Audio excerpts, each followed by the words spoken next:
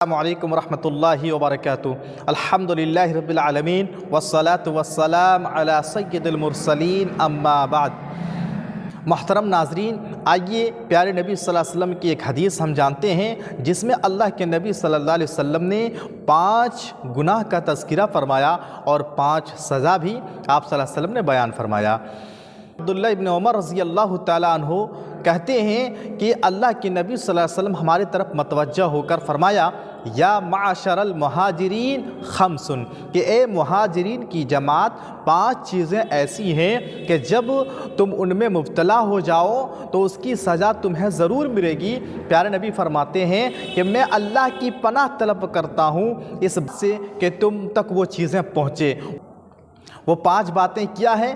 پہلی بات، اللہ کے نبی صلی اللہ علیہ وسلم فرماتے ہیں کہ جب کسی قوم میں بے حیائی، فحش کاری، بدکاری، زناکاری اور عریانیت یہ عام ہو جائے، اعلانیہ ہونے لگے، تو اللہ رب العالمین اس قوم میں طاعون اور ایسی بیماریاں پیدا کر دیتا ہے کہ اس سے پہلے وہ بیماریاں کبھی نہیں آئی ہوں گی، اس سے پہلے لوگوں میں وہ بیماریاں کبھی نہیں گزری ہوں گی۔ میرے بھائیوں، آج کے حالات کا جائزہ لیجئے، دیکھیے آج کس قدر بے حیائی، زناکاری، فیشن کے نام پر بدکاریاں ہو رہی ہے، زناکاری عام ہے، فحش کاری عام ہے، لہٰذا ان گناہوں سے بچیے۔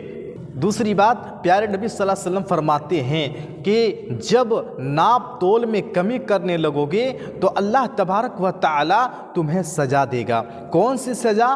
اللہ کے نبی صلی اللہ علیہ وسلم فرماتے ہیں رزق میں تنگی کی سزا، اللہ تعالیٰ رزق کو تنگ کر دے گا، قحط سالی کی سزا، اور ظالم حکمرانوں کی زیادتی کا تم شکار بنو گے، ظالم حکمراں کے ذریعے تمہیں سزا دی جائے گی۔ میرے بھائیوں، آج دیکھیے صورتحال کیا ہے، آج کی جو مارکیٹنگ ہے، آپ دیکھیے تجارت، بزنس، ناپ تول اور کس طریقے سے ان میں بیماریاں آ گئی ہے، انسان کسٹمر کو دھوکہ دینے لگے ہیں، اور آج کی مارکیٹنگ کی صورتحال دیکھیے۔ تو تیسری بات، اللہ کے نبی صلی اللہ علیہ وسلم فرماتے ہیں کہ جب لوگ اپنے مالوں کا زکوٰۃ دینا بند کر دے تو اللہ رب العالمین آسمان سے بارش روک لیتا ہے۔ اللہ اس لیے بارش برسا دیتا ہے کیونکہ اس زمین پر بے زبان مخلوق ہیں، جانور ہیں، اس لیے اللہ رب العالمین آسمان سے بارش برسا دیتا ہے۔ میرے بھائیوں، آج دیکھیے اس امت میں مالداروں کی کمی نہیں ہے، لیکن دیکھیے کتنے ایسے لوگ ہیں جو اپنے مالوں کو زکوٰۃ نکالتے ہیں۔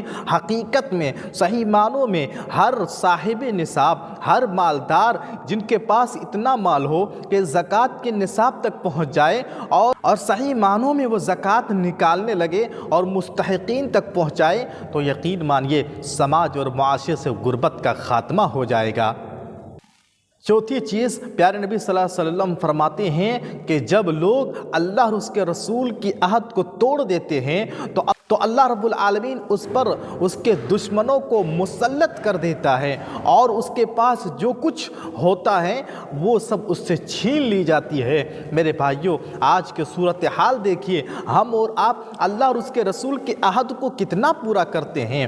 آج تو ہم منمانی زندگی گزار رہے ہیں، اللہ اور اس کے رسول کے عہد کو توڑے ہوئے ہیں۔ یہی وجہ ہے آج دشمن ہمارے اوپر غالب آ رہا ہے اور دشمن ہمارے اوپر مسلط ہے، اور ہمارے پاس سے جو چیزیں ہیں وہ چھینی جا رہی ہے۔ تو ضرورت اس بات کی ہے اللہ اور اس کے رسول کے عہد کو پورا کریں۔ پانچویں بات، اللہ کے نبی صلی اللہ علیہ وسلم فرماتے ہیں کہ جب کتاب اللہ کے ذریعے فیصلہ کرنا چھوڑ دے، جو لیڈر ہیں، قاضی ہیں، فیصلہ کرنے والے ہیں، اور کتاب اللہ کے ذریعے فیصلہ نہ کرے، تو پیارے نبی فرماتے ہیں اللہ ایسے لوگوں کے درمیان پھوٹ ڈال دیتا ہے، اختلاف پیدا کر دیتا ہے، اور یہ لوگ پھر بٹ جاتے ہیں۔ میرے بھائیوں، آج دیکھیے ہمارے اور آپ کے جو فیصلے ہوتے ہیں، چاہے جو بھی مسائل ہوں، کیا کتاب اللہ کے ذریعے فیصلے ہو رہے ہیں۔ یہی وجہ ہے آج مسلمان منتشر ہے، آج مسلمان بٹے ہوئے ہیں، آپس میں اختلاف ہے۔